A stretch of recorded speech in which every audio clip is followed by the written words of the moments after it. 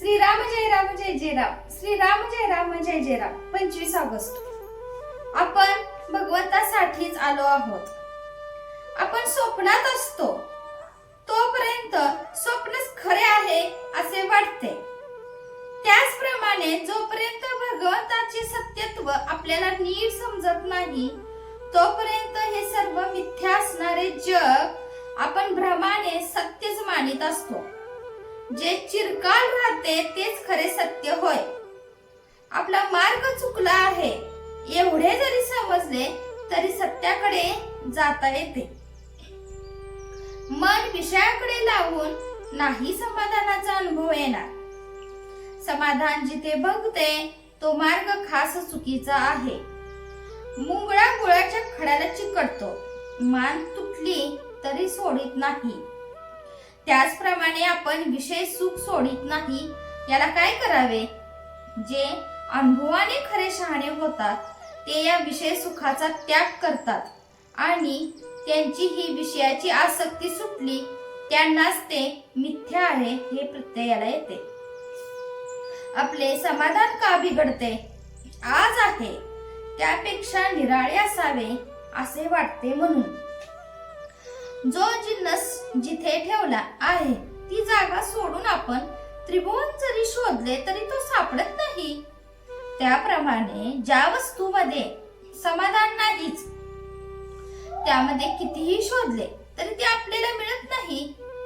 समाधान फक्त भगवंताजवळ आहे. खरे म्हणजे आपली वृत्ती परिस्थितीत अडकलेली असल्यामुळे ती स्थिर राहत नाही म्हणून आपल्याला समाधान नाही.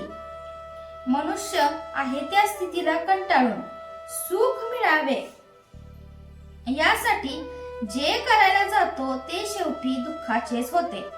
म्हणून आहे त्या परिस्थितीत समाधान मानायला शिकावे. आपण ज्या कार्यासाठी आलो ते कार्य झाले की समाधान होते.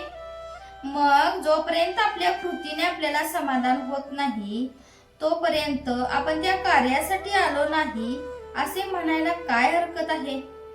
आपण भगवंतासाठीच आलो आहोत आणि त्याच्या प्राप्तीमध्ये आनंद आहे. जगातील कोणतीही दृश्य वस्तू आपल्याला मनाचे स्वास्थ्य देऊ शकत नाही किंवा ती नेऊ शकत नाही. मग भगवंताजवळ गुंतेल तेव्हा स्वास्थ्य मिळेल. त्याकरिता नेहमी भगवंताचे नामस्मरण करावे, त्याचे गुणवर्णन ऐकावे. त्याच्याशिवाय दुसरी गोष्ट काढूच नये. मिथ्या समजून प्रपंच करावा आणि भगवंताचे होऊन राहावे.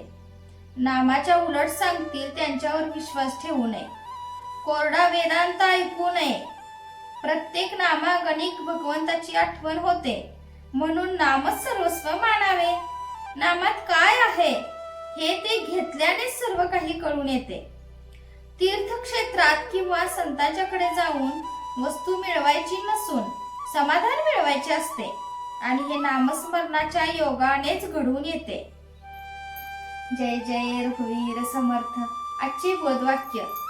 प्रपंचाचा अनुभव कष्टमय आहे पण भगवंताचा अनुभव आनंदमय आहे.